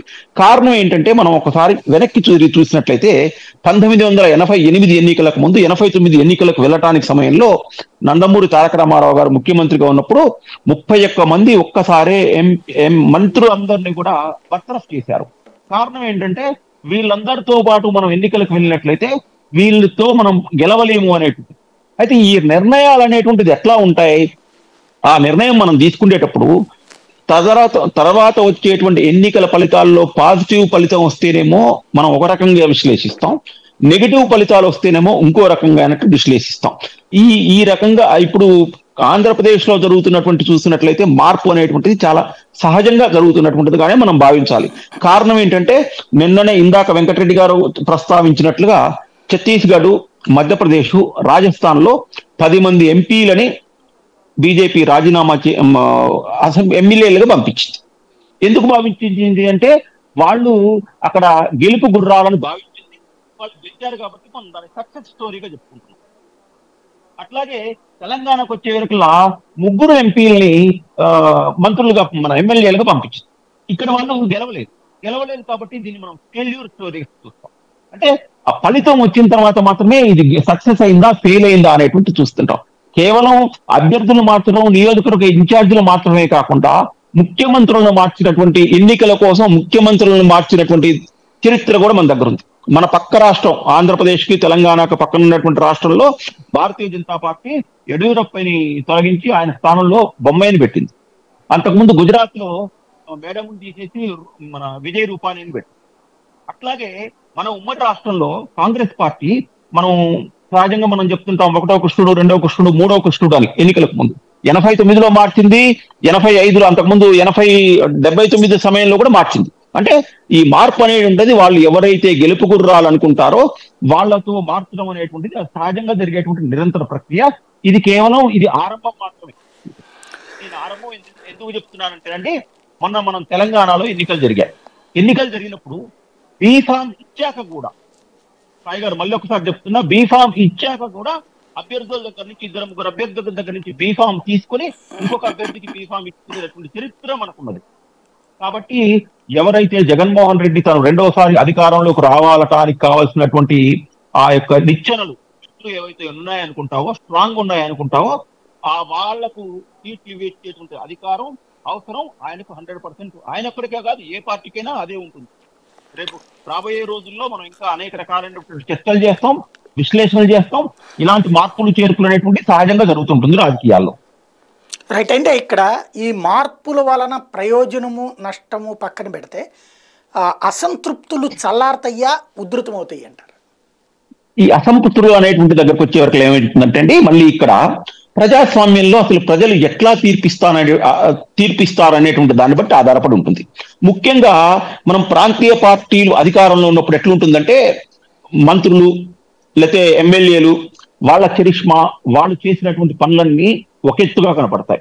ముఖ్యమంత్రి ఫేస్ వాల్యూ అనేటువంటిది ఒక రకంగా ఉంటుందండి. దీన్ని మన వెంకటరెడ్డి గారు కానీ, చౌదరి గారు కానీ, తిరుపతిరావు గారు కానీ అంగీకరించినా అంగీకరించకపోయినా రాష్ట్ర స్థాయికి సంబంధించినంత వరకు ముఖ్యమంత్రి చరిష్మా అనేటువంటిది ఉంటుంది. దేశ స్థాయిలో ప్రధానమంత్రి చరిష్మా అనేటువంటిదే ఉంటుంది. వాటి ఆధారంగా రాష్ట్రానికి సంబంధించినటువంటి శాసనసభ ఎన్నికలు రాష్ట్రం యూనిట్ గా జరుగుతున్నప్పుడు ముఖ్యమంత్రి ఫేస్ వాల్యూస్ బట్టే ఉంటాయి. ఈ బట్టి ఉన్నప్పుడు ఏమైతుందంటే ఆయన గట్టిగా ఉండి ధైర్యంగా డెసిషన్స్ తీసుకోగలిగినటువంటి స్థాయిలో ఉన్నప్పుడు అసంతృప్తులు అనేటువంటిని బుజ్జగించి వచ్చే ఎన్నికల్లో నేను గెలుస్తాను అనేటువంటి ఆయన యొక్క నమ్మకంతో ముందుకెళ్ళాడు అనుకోండి, దాని యొక్క అవుట్పుట్ అనేటువంటిది ఒక రకంగా ఉంటుంది. లేదు అతను ఏమాత్రం అక్కడ ఉండేటువంటి వాళ్ళు కూడా 15 సంవత్సరాల నుంచి 20 సంవత్సరాల నుంచి ప్రజా జీవితంలో ఉన్నటువంటి ఎమ్మెల్యేలు కాబట్టి ప్రజలను ఆడిని ముందే పసిగట్టి ఉన్నట్లయితే వాళ్ళు ఈ అధినేత నిర్ణయం నచ్చనటువంటి వాళ్ళు వేరే పార్టీలో పార్టీ ఫిరాయింపులు అయ్యేటువంటి అవకాశం మనకు కనపడుతుంది. మనం మొన్ననే జరిగినటువంటి తెలంగాణకు సంబంధించినటువంటి ఎన్నికల్లో ఇటు బీజేపీ నుంచి కాంగ్రెస్ లోకి, బీఆర్ఎస్ లోంచి కాంగ్రెస్ లోంచి అనేక మంది పోయి లాస్ట్ మూమెంట్ లో గెలిచినటువంటి వాళ్ళని కూడా మనం చూసాం. కాబట్టి ఇది ప్రజా తీర్పు ప్రజల యొక్క 3 ఆధారపడి ఉంటాయి అనేది మనం చెప్పడం. రైట్. శ్రీనివాస్ చౌదరి గారు, ఇక్కడ మీరు ఓ పక్కన మిత్రపక్షం జనసేన, రేపు బీజేపీ వస్తే వాళ్ళకి కలిపితే ఓ 50 సీట్లు ఇవ్వాల్సి ఉంటుంది. ఒకవేళ బీజేపీ రాకపోతే జనసేనకి కమ్యూనిస్టులకి కలిపితే కనుక మీరు అక్కడైనా ఓ 40 సీట్లన్నా ఇవ్వాల్సి ఉంటుంది, లేదా వాళ్ళకి కూడా ఒక 50 ఇవ్వాల్సి ఉంటుందేమో. అప్పుడు మీ పార్టీలో ఉన్న సిట్టింగులు అంటే మొన్న 23 మంది కాకుండా అంతకుముందు ఉన్నటువంటి 2019లో పోటీ చేసినటువంటి వాళ్ళకి చాలామందికి అవకాశాలు ఇవ్వలేని పరిస్థితి వస్తుంది. ఈవెన్ మొన్న చూసాం అనకాపల్లి దగ్గర కావచ్చు, జగ్గంపేట దగ్గర కావచ్చు, తర్వాత విశాఖపట్నం దగ్గర ఏదైతే అనంతపురంలో కావచ్చు, మీ పార్టీ వాళ్ళకి జనసేన వాళ్ళకి వచ్చినటువంటి విభేదాలు. కాబట్టి ఇప్పటి నుండినే దాన్ని కూడా సార్ట్ అవుట్ చేసుకుంటున్నారా? లిస్ట్ అనేది వచ్చే నెలకు ప్రిపేర్ అయిపోతుందా, లేకపోతే ఆలస్యం అవుతుందా? కరెక్టే సార్. ఇక్కడ మీరు చెప్పిన పాయింట్ లో అధికారికంగా నేను చెప్పడానికి లేదు, కానీ జనసేన తెలుగుదేశం పార్టీ మధ్యలో అయితే పొత్తుతో పాటు సీట్ల అంకెని కూడా ఖరారు అవుతుంది. అయితే నేను చెప్పడానికి లేదు, నా అధికారం ఎన్ని ఉంటాయి ఏమి చెప్పలేను సార్. నాకైతే సంఖ్య కూడా సాదా తెలుసు, నేను చెప్పకూడదు. ఎందుకంటే అధికారిక అసలు అంకెల్ జోలికే నేను వెళ్ళదలుచుకోలేదు సార్. ఎందుకంటే కన్ఫర్మ్ అయిపోయింది. నాకు 50 లోపు ఉంటుందా 25 లోపు ఉంటుందా అని వద్దు సార్, సబ్జెక్టే వద్దు. ఎందుకంటే నాకు అంత ఇబ్బంది దాటి చెప్పే అంత స్థాయి కాదు కాబట్టి మా ఇద్దరి మధ్య అయితే పొత్తు ప్లస్ సీట్లు కన్ఫర్మ్ అయిపోయింది. అయితే మీరు చెప్పిన సార్ గౌరవప్రదమైన జనసేన తెలుగుదేశం పార్టీ ఆమోదయోగ్యంతో కుదిరింది. ఎటువంటి గౌరవప్రదంగానే ఆమోదంగానే అంటే ఇద్దరు ఆమోదించుకొని డిసైడ్ అయ్యారు. సో ఆ విధంగానే ముందుకెళ్తాను. అయితే మీరు అన్నట్టు ఇంకా ఇతర పార్టీలు మీరు ఇంకా కమ్యూనిస్టులు వస్తారా, ఎవరు వస్తారా, మళ్ళా XYZ అని మళ్ళీ దాన్ని బట్టి ప్లస్ చేసుకుంటాం. అయితే నేను ఇక్కడ నాకు ఒక పాయింట్ ఉంది. మీరు చెప్పినట్టు పార్టీ నాయకులు సీనియర్ నాయకులు అయి ఉండొచ్చు, లేదంటే ఆల్రెడీ అనుభవం ఉన్న వాళ్ళని పక్కన పెట్టాలి, వేరే వాళ్ళు కొత్త వాళ్ళకి ఇద్దాం అంటే వీళ్ళకి ఆల్టర్నేటివ్ కూడా జనరల్గా చూపిస్తారు. రెండు మేము అధికారంలో ఉంది, ప్రతిపక్షంలో ఉంది, మా మీదే పెద్ద వ్యతిరేకత ఉన్నది. ఉండినా దాన్ని ఎలా సర్దిద్దుకోవచ్చు అనేది మాకు తక్కువ పర్సంటేజ్ తోసుకొని వెళ్తారు. అయితే ఇక్కడ ఆళ్ల రామకృష్ణారెడ్డి గారు ఒక రకంగా ఆంజనేయ స్వామి లాగా ఆయనకి భక్తి విశ్వాసాలు చూపించిన వ్యక్తి. మరి 14లో చిరంజీవి గారిని తక్కువ ఓట్లతో ఆయన గెలిచిన తర్వాత 19లో ఈయన గెలిచాడు, 14లో ఓడిపోయి. సో పద్మశాలి సామాజిక వర్గం ఉన్న వ్యక్తి. రెండు, ఏదైతే జగన్ కళల్లో ఆనందం చూడాలనుకున్న అమరావతి స్మాష్ చేయలేదంటే కీలక పాత్ర భజన వ్యక్తి. కోర్టులో కేసులు వేశాడు, బాబు గారి మీద కేసులు వేశాడు, లోకేష్ గారి మీద కేసులు వేశాడు. ఎంత పెద్ద ఎత్తున ఒక పారిశ్రామికవేత్త. బహుశా ఆయన అన్నగారికి కూడా ఎవరో జగన్ గారి కూతుర్ని ఇస్తున్నారని కూడా ఈ మధ్య వచ్చిన వార్తలు. మరి అవన్నీ నిజమో కాదు తెలియదు, సబ్జెక్టు కరెక్షన్. ఇంత ఉన్న దగ్గర ఉన్న వ్యక్తి సడన్లీగా ఆళ్ల రామకృష్ణ గారు రిజైన్ చేసేసి పార్టీ నుంచి బయటపోతే ఆయనకి ఏమి ఇస్తున్నారు, ఎంపీ ఇస్తున్నారా, ఇంకోటి ఇస్తున్నారని చెప్పుంటే బాగుంది. ఎందుకంటే ఆయన ప్రజానాయకుడు. మేము ప్రతిపక్షంలో ఉన్నాం, ఇన్ఛార్జీలు ఉన్నాం, ఇంకా గెలవరాని. ప్రజానాయకులు అంటే వాళ్ళకి కొంత వాల్యూ ఉంటుంది, ప్రజలు నిర్ణయించి గెలిపించిన వ్యక్తులు. సో నేను జగన్మోహన్ రెడ్డి గారు ఏ నిర్ణయాలు తీసుకుంటారు, ఎవరు గెలుపు గుర్రాలు పెడతారు, వాళ్ళ అంతర్గత విషయాలు నాకనవసరం. కాకపోతే ఏంటంటే పార్టీ దిద్దుబాటు చర్యలు తీసుకునేటప్పుడు ఒకప్పుడు మాటలు అహంకారపూరితమైన మాటలు, నేనే పార్టీ నేను వైఎస్ఆర్సీపీ ఏం చెప్తే నా బొమ్మే, నేను పెట్టిందే మనిషి, నేను రాసిందే రాత, నేను గీసిందే గీత అని చెప్పిన జగన్మోహన్ రెడ్డి గారు ఎందుకు ఈ రోజు నాకు తెలిసి మన వెంకటరెడ్డి గారు మరొకసారి కరెక్ట్ చేసుకోమని చెప్తే బాగుంటుంది. నాకు తెలిసి వాళ్ళ మీడియాలోనే ఈ నిర్ణయాన్ని ఎన్నిక తీసుకున్నట్టు వచ్చిన వార్తలు నేను చూసా. మళ్ళీ అంటే చెప్తుండే నేను అభిప్రాయం చెప్తుండే. నాకు తెలిసినంత వరకు నష్ట నివారణ చర్య చేయటం వల్ల నేను చూసాను సార్. మధ్యాహ్నం నేను ఆ పార్లమెంట్ ఇష్యూ వచ్చినప్పుడు నేను అన్ని ఛానల్స్ చెక్ చేశాను. ఈ నిర్ణయాన్ని రద్దు చేసినట్టు కాదు సార్, వాయిదా వేసినట్టు. మీరు వెంకటరెడ్డి గారు కూడా ఎన్నిక తీసేసుకున్నారు, లేదు తీసుకోవాలి, నేను ఎన్నిక తీసుకోమని చెప్పట్ల. ప్రస్తుతానికి వాయిదా వేసారు ఆ సమస్యను. ఇప్పుడే మార్చలేక 2 రోజులు మారద్దామను ఏదో ఉండొచ్చు కారణం, ఏదైనా సబ్జెక్టు కరెక్షన్. సో ఇది క్లియర్. నేనేమనుకుంటానంటే ఇంత దగ్గరగా ఉన్న రెడ్డి సామాజిక వర్గ వ్యక్తి, నీకు ఇన్ని రకాలుగా ఆంజనేయ స్వామి భక్తి అయిన వ్యక్తిని సడన్లీ తీసేయటం వల్ల ప్రజల్లో ఏం వ్యతిరేకత వస్తుంది? పద్మశాలి సామాజిక వర్గం ఎక్కువ కాన్స్టిట్యూన్సీలో ఉండొచ్చు. మళ్ళీ ఆయన చిరంజీవి గారికి మీరు సీట్ ఇవ్వచ్చు. ఇలా అన్నీ ఎత్తుకున్నారు. కోటమిరెడ్డి కానీ, ఆనం నారాయణ రెడ్డి గారు కానీ, మాజీ హోమ్ మినిస్టర్ కానీ, చాలా మంది 65 మంది పైచులకు మార్చడం అంటే, సాయి గారు మీరు ఒక మాట చెప్తాను సార్, సగం పైచులకు ఎమ్మెల్యేలు మార్చేస్తున్నారంటే పార్టీ విధానాలు, పార్టీ కార్యక్రమాలు, పార్టీ యొక్క సంక్షేమ కార్యక్రమాలు, లబ్ధి, అభివృద్ధి ఏదో కూడా అయినచ్చు. ఇవి జగన్మోహన్ రెడ్డి గారి మీద వ్యతిరేకతగా చేసిన దాని వల్ల కదా ఇంత వ్యతిరేకత వచ్చిందని వాళ్ళకి ఐడియా ఉండదా? ఎందుకంటే మేం కాదు అధికారంలో, వాళ్ళు ఉండేది కదా. ఇవన్నీ కన్సిడర్ చేసినప్పుడు ఖచ్చితంగా మీరు అన్నట్టు జనసేన తెలుగుదేశం పార్టీ అనుభవం తీసుకుంటాం. మేము ఖచ్చితంగా తగిన స్థానంలో, గౌరవప్రద స్థానంలో ముందుకెళ్తాం. రాష్ట్రంలో జగన్ గారి పరిపాలన రాష్ట్ర ప్రజలు విసిగిపోయారు, వద్దనుకుంటున్నారు.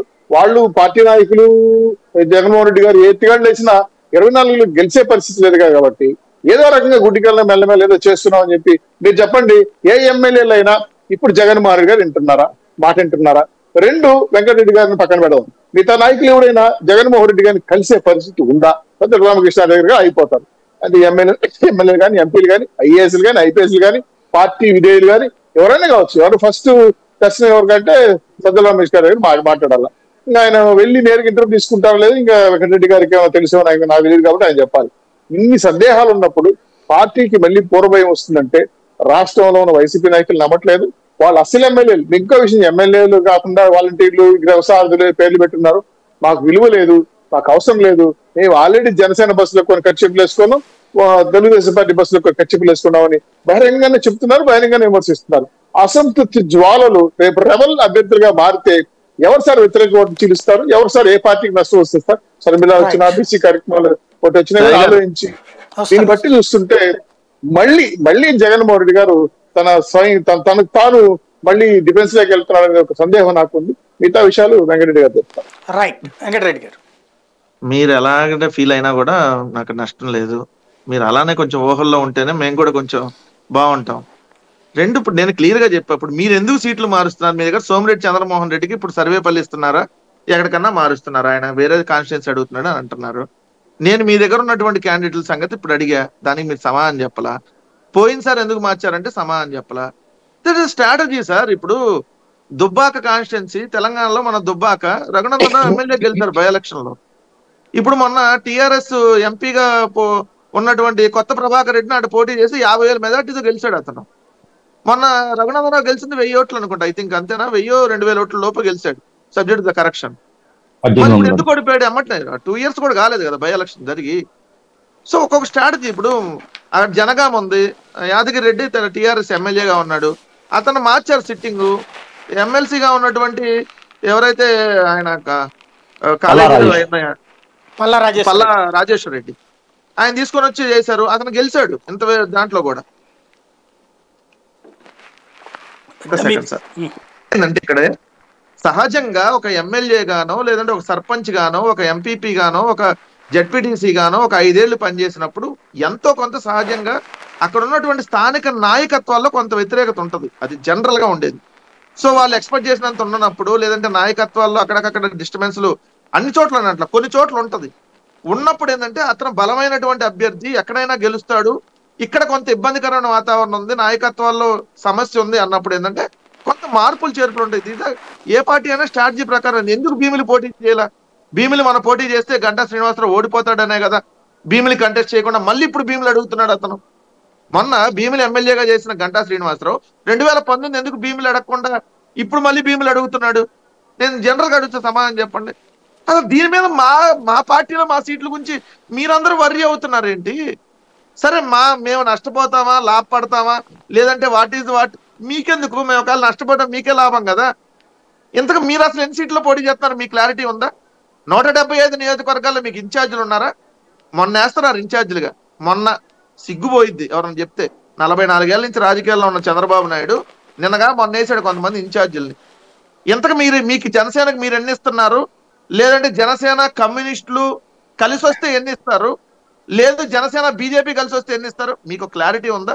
ఇంతకీ కుప్పం నుంచి చంద్రబాబు నాయుడు పోటీ చేస్తున్నాడని ఇప్పటికైనా అఫీషియల్ గా అనౌన్స్ చేసి ఇదిగోండి కుప్పం అభ్యర్థిగా మొట్టమొదటి అభ్యర్థిగా అనౌన్స్ చేస్తామని చెప్పేటటువంటి ధైర్యం ఉందా? మీరు మమ్మల్ని క్వశ్చన్ చేసేది ఏంటి? రెండు, మేము క్లారిటీగా ఉన్నాం, క్లియర్ గా ఉన్నాం. మా టార్గెట్ ఈజ్ 175. చాలా చాలా పెద్ద టార్గెట్, ఏ రాజకీయ పార్టీ పెట్టుకున్నటువంటి టార్గెట్. ఆ టార్గెట్ మేము పెట్టుకున్నప్పుడు మార్పులు చేర్పులతో వెళ్తాం. మేము ఎవరిని మోసం చేయట్లేదు, మేము ముందే చెప్పాం.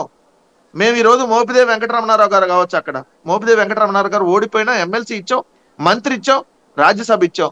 ఇప్పుడు అక్కడ సీట్ ఇవ్వలేకపోతున్నాం. అక్కడ ఈపూరి గణేష్ అనేటటువంటి అభ్యర్థిని అక్కడ పెట్టాం, ముందే చెప్పాం అతనికి.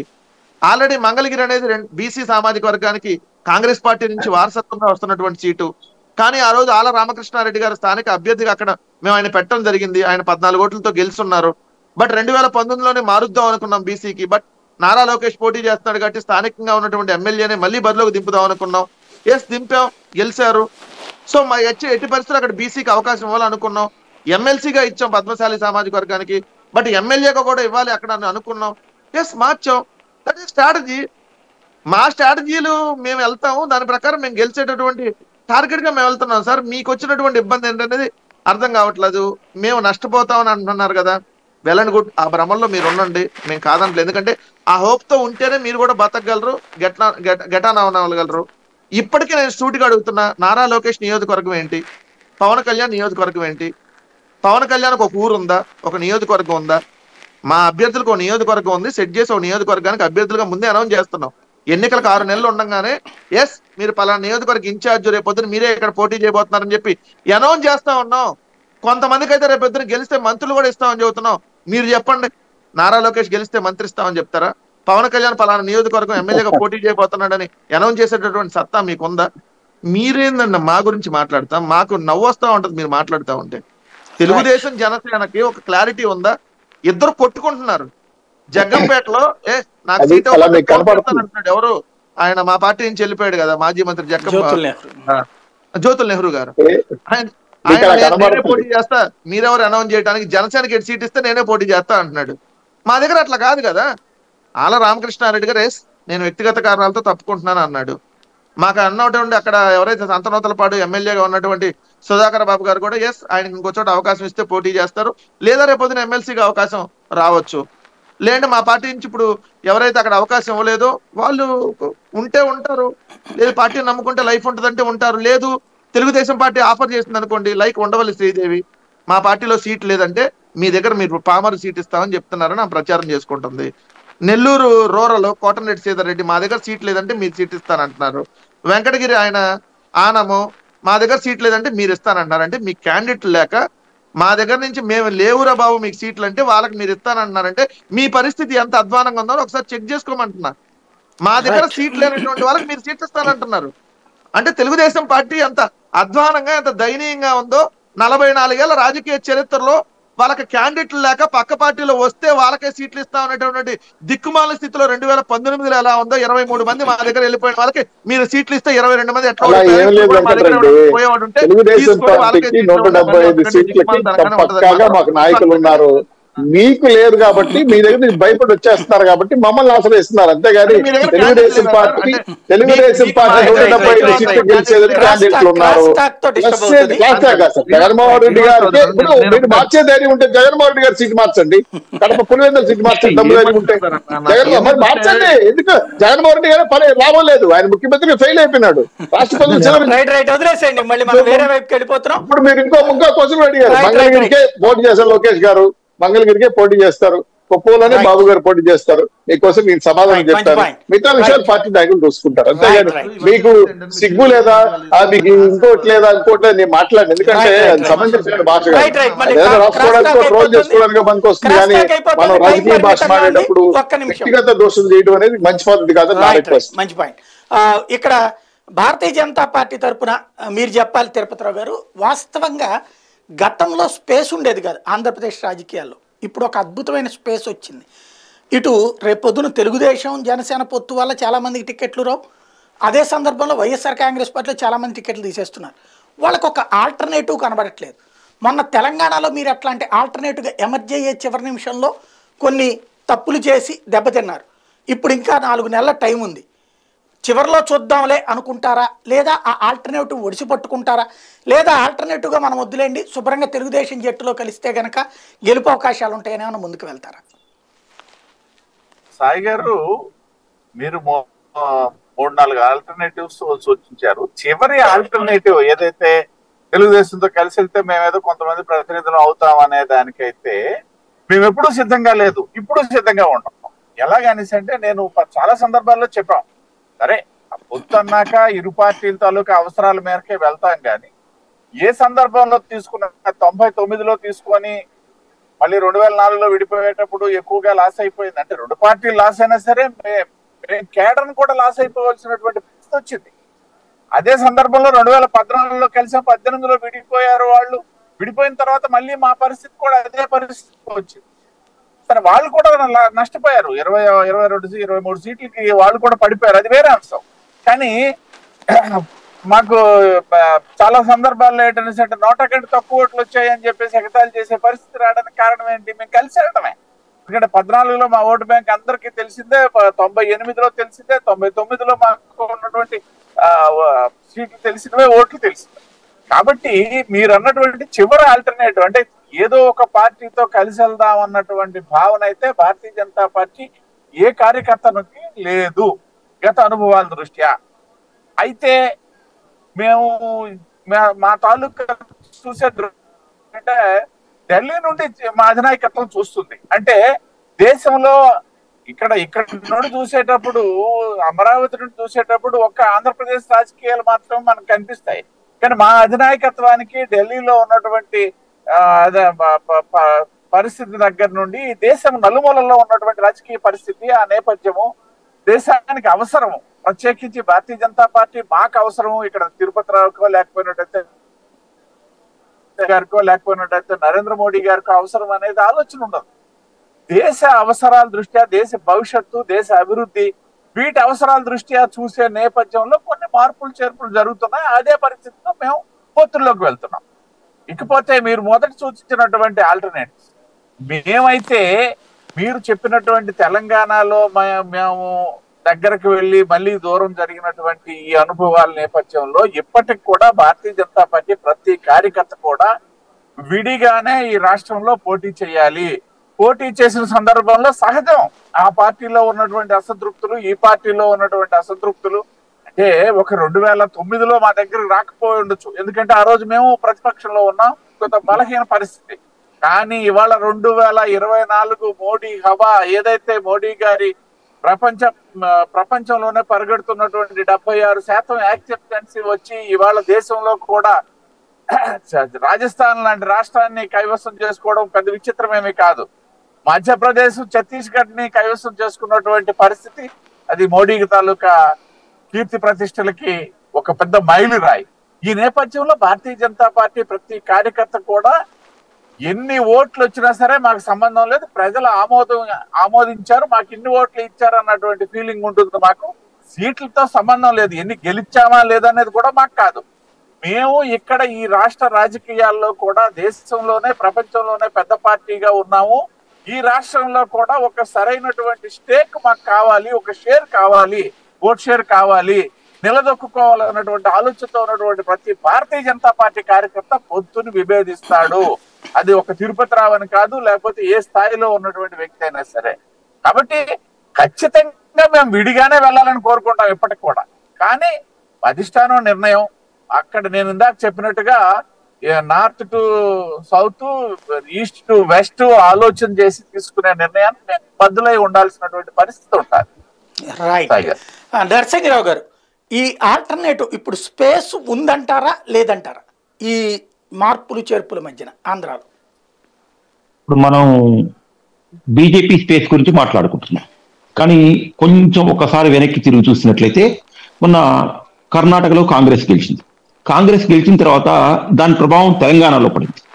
ఇప్పుడు తెలంగాణలో కూడా కాంగ్రెస్ గెలిచిన తర్వాత అంటే జాతీయ స్థాయిలో దాని ప్రభావం ఏ మేరకు పడుతుంది అనేటువంటిది జాతీయ స్థాయి నాయకత్వము వాళ్ళు తీసుకునేటువంటిది, దానికి ఆపోజిట్ లో ఉన్నటువంటి బీజేపీ వాళ్ళు తీసుకునేటువంటి వ్యూహాలు, పై ఎత్తులు దాని మీద ఆధారపడి ఉంటాయి. కానీ ఇక్కడికి వచ్చే వరకులా మనం రెండు తెలుగు రాష్ట్రాలకు సంబంధించిన వరకు వచ్చే వరకులా ఆంధ్రప్రదేశ్ లో కాంగ్రెస్ పార్టీ ఏ రకమైనటువంటి వ్యూహంతో ముందుకు వెళ్తుంది అంటే ఇప్పుడు బీజేపీకి కొంత స్పేస్ ఉంది అని మనం అనుకుంటున్నాం. ఆల్రెడీ ఆడియో మ్యూట్లోకి వెళ్ళి చూడండి నరసింహరావు, మీరు ఆడియో మ్యూట్లోకి వెళ్ళి. రైట్. ఇక్కడ ప్రధానమైనటువంటి చెప్పండి, మీరు ఆడియో మ్యూట్లో చూడండి. రైట్, ఇంకా మ్యూట్లోనే ఉంది చూడండి ఒకసారి. నేను ఉన్నాను సార్, మ్యూట్లో లేను. చెప్పండి. అయితే మన రాజశేఖర రెడ్డి గారి కూతురు అయినటువంటి షర్మిలని పార్టీ అధ్యక్షురాలుగా చేస్తారు, లేకపోతే ప్రచార బాధ్యతలు ఇస్తారు అనేటువంటిది ఒక వార్త మనకు హల్చల్ చేస్తుంది ఒక 2-3 రోజులు బట్టి. అట్లాగే ఆవిడని కర్ణాటక నుంచి రాజ్యసభకు పంపుతారని, ప్రత్యేక హోదా, విశాఖ హక్కు అనేటువంటివి రెండు కూడా అస్త్రాలుగా తీసుకుంటాయని కాంగ్రెస్ పార్టీ కొంత వ్యూహంతో ముందుకు వెళ్తుంది అనేటువంటి ఊహాగానాలు అయితే మనం వింటున్నాం నిన్న మొన్న అంత 2-3 రోజులు బట్టి. ఒకవేళ ఇదే నిజమైతే ఇప్పటిదాకా మనం ఏదైతే సెంటిమెంట్ ప్రత్యేక హోదా అమ్ముల పొదిలో ఉన్నటువంటి అస్త్రం అని తెలుగుదేశం వైకాపా భావించాయో అక్కడి నుంచి కొంత ఓటు ట్రాన్స్ఫర్ అయ్యేటువంటి అవకాశం కనపడుతుంది. అయితే అది ఏ మేరకు అవుతాయి, దానివల్ల టీడీపీకి నష్టం అవుతుందా, వైఎస్ఆర్సీపీకి నష్టం అవుతుందా, లేకపోతే బీజేపీకి ఎంతవరకు గొండి కడుతుంది అనేటువంటి విషయాలు మనం కాంగ్రెస్ పార్టీ తీసుకోబోయేటువంటి సమీకరణాలు వాళ్ళ ఎత్తులు పై ఎత్తులు బట్టి చెప్పలేమండి. ఇప్పుడు కాదండి, ఇప్పుడు వాళ్ళకి కావాల్సినటువంటిది ఏంటంటే ఇప్పుడు కాంగ్రెస్ పార్టీకి దేశవ్యాప్తంగా ఏమొస్తుంది అనేటువంటి విషయం కాకుండా మనం అవునన్నా కాదన్నా జగన్మోహన్ రెడ్డికి రాజశేఖర రెడ్డి గారి కుమారుడుగా కొంత చరిష్మా ఉంది, దాన్ని మనం అంగీకరించాల్సినటువంటి అవసరం ఉంది. అట్లాగే సైమల్టేనియస్ గా కాంగ్రెస్ ఈ దేశ చరిత్రలో ఏ రాష్ట్రంలోనైనా 3వ స్థానంకి వెళ్ళిన తర్వాత కనీసం 2వ స్థానానికి ఎగబాకినటువంటి దాఖలాలు ఈ 75 సంవత్సరాల స్వాతంత్ర చరిత్రలో లేవు సార్. Please note it. చెప్తాం అయితే సార్, ఇప్పుడు షర్మిలను ముందు పెట్టుకొని వెళ్ళినట్లయితే అంటే మనం ఇవాళ ఏమవుతుంది అనేటువంటి విషయాన్ని మనం ఎవరైనా చెప్పలేమండి. 1984లో 2 సీట్లు వచ్చినటువంటి బీజేపీకి 303 సీట్లు వచ్చాయి మొన్న. ఆ రోజున జగన్మోహన్ రెడ్డికి 150 వస్తాయని మన ఏ రాజకీయ విశ్లేషకుడు మనం చెప్పలేదు. 110, 105, 120 అన్నారు. 151 వచ్చాయి. చంద్రబాబు వస్తాయని ఎవరన్నా ఊహించారా? మనం ఇన్ని రకాలైనటువంటి విశ్లేషణలు చూస్తున్నాం. మీరు ఇన్ని ఉదాహరణలు చెప్తాను. నేను ఎంతో మంది ప్రముఖమైనటువంటి విశ్లేషకుడు కూడా తెలంగాణలో 39 స్థానాలకు టీఆర్ఎస్ పరిమితం అవుతుందని ముందు ఎవరు ఊహించలేదు. అంటే ప్రజల మూడు ఎట్లా ఉంటుందో దాన్ని బట్టి ఆధారపడి ఉంటుంది. వాళ్ళు తీసుకునేటువంటి అస్త్రాలు ఏముంటాయనేటువంటి దాన్ని బట్టి ఉంటుంది. రైట్. రేపు కాంగ్రెస్ పార్టీ ప్రత్యేక హోదా ఇస్తుందా లేదా అనేటువంటి విషయం పక్కన పెట్టింది. కానీ ప్రజల్లో ఉన్నటువంటి అసంతృప్తి అనేటువంటి అంశాన్ని తీసుకున్నట్లయితే 1%, 0.5%, 1%, 2% తన వైపు టర్న్ అయ్యేటువంటి అవకాశం ఉంది. రైట్. చెప్తున్నారు వెంకటరెడ్డి గారు. సాయి గారు, కాంగ్రెస్ పార్టీ దేశవ్యాప్తంగా ఇంకా వీక్ అయింది. ఫస్ట్ మనం గమనించాల్సిన అంశం. ఎందుకంటే 4 రాష్ట్రాల్లో అధికారంలో ఉన్నటువంటి కాంగ్రెస్ పార్టీ 3 రాష్ట్రాలకు పరిమితం అయిపోయింది. ఇప్పుడు పైన 2 రాష్ట్రాలు పోయినాయి, కింద ఒక రాష్ట్రం వచ్చింది, అంతే తేడా. రెండో అంశం ఏంటంటే కాంగ్రెస్ పార్టీ పుంజుకునేటటువంటి అవకాశాలు ఉన్నాయన్నారు కదా. ఎప్పుడు ఉంటుందంటే తెలుగుదేశం పార్టీ, కాంగ్రెస్ పార్టీ, కమ్యూనిస్టులు అందరూ పొత్తులో పెట్టుకుంటే ఏదైనా 1-2 సీట్లు తెలుగుదేశం వాళ్ళని కాంగ్రెస్ లో పంపిస్తే వాళ్ళు ఎమ్మెల్యేగా గెలిచేటటువంటి ఛాన్స్ ఏమన్నా ఉండొచ్చేమో, అది ఒక పాయింట్. లేదా తెలుగుదేశం కాంగ్రెస్ లో విలీనం అయ్యో, జనసేన ఏమైనా కాంగ్రెస్ లోకి విలీనం అయితే మీరు అన్నట్టు 1-2 సీట్లకు ఛాన్స్ ఉంటుందేమో తప్ప, లేకపోతే ఎవరో వస్తే ఏదో అయిపోతారు, కాంగ్రెస్ పార్టీకి ఏదో అవుతుందంటే. కాంగ్రెస్ పార్టీ కనీసం 1000-2000 ఓట్లు వచ్చే నియోజకవర్గాలు చెప్పండి. 1000-2000. రైట్. నేను డిపాజిట్ల సంగతి చెప్పట్లా.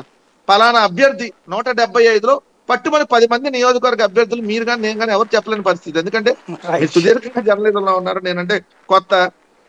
ఎవరు మనం చూస్తే 10 నియోజకవర్గాలు ఇదిగోండి పట్టుమని వీళ్ళకి ఒక 10,000 ఓట్లు 5,000 ఓట్లు వస్తాయని చెప్పి అభ్యర్థులు ఉన్నారా? ఏం ఉండదు సార్. ఎందుకంటే ఏదో కాంగ్రెస్ పార్టీ ఇక్కడ అధికారంలోకి వచ్చిందంటే మార్పు కోరుకున్నారు, అభ్యర్థుల సెలక్షన్ బాగా జరిగింది. టీఆర్ఎస్ పార్టీ క్యాండిడేట్ సెలక్షన్స్ లో ఏదైతే సిట్టింగ్ అభ్యర్థులు మార్చకపోవటం, ఎందుకంటే జిహెచ్ఎంసీ ఎలక్షన్ లో తప్పు జరిగింది, దాన్ని మళ్ళీ రెక్టిఫై చేసుకోకుండా ఈ ఎలక్షన్స్ లో కూడా వాళ్ళు కొంతమంది క్యాండిడేట్లు మార్చుంటే మార్చిన క్యాండిడేట్లు అందరినీ గెలిచారు. ఇక్కడి నుంచి వెళ్ళిపోయిన వాళ్ళు కాంగ్రెస్ లో గెలిచారు. ఎంత విచిత్రం చూడండి. సో ఆ సిట్టింగ్ అభ్యర్థులు ఎందుకంటే 10 సంవత్సరాలు వరుసగా ఉన్నప్పుడు ఎమ్మెల్యేలుగా కొంత వ్యతిరేకత ఉంటది. సో ఆ వాళ్ళని పక్క అటు ఇటు మార్చుకునేటటువంటి పరిస్థితులు ఉన్నప్పుడు ఏంటంటే వాళ్ళు చేసుకున్న తప్పిదం వల్ల టీఆర్ఎస్ పార్టీ ఓడిపోయింది తప్ప కాంగ్రెస్ పార్టీ క్రెడిట్ ఏం కాదు దాంట్లో. సో దాని మీద ఇక్కడ కాంగ్రెస్ పార్టీ వచ్చేసిందని అంటే మాత్రం నేనైతే యాక్సెప్ట్ చేయనటువంటి అంశంగా భావిస్తాను. Thank you very much Venkatareddy garu, Tirupatirao గారు, శ్రీనివాస్ చౌదరి గారు, నరసింహరావు గారు. ఇది పరిస్థితి. ఓవరాల్ గా అయితే రోజుకు ఒక్కొక్క రాజకీయం మారబోతోంది ఆంధ్రప్రదేశ్లో. కొత్త సమీకరణాలు, ఆ సమీకరణాలలో వచ్చే ఫలితాలు ఏ వైపుకి వెళ్తాయి, ఒకరోజు అసంతృప్తి, రెండో రోజు చల్లార్చడం, మరొక కొత్త నిర్ణయాలు, ఆ నిర్ణయాల మీద వచ్చేటువంటి సైడ్ ఎఫెక్ట్, ఇవి రాబోయే రోజుల్లో 4 నెలల్లో చూడబోతున్నాం. ఏం జరుగుతుందో చూద్దాం.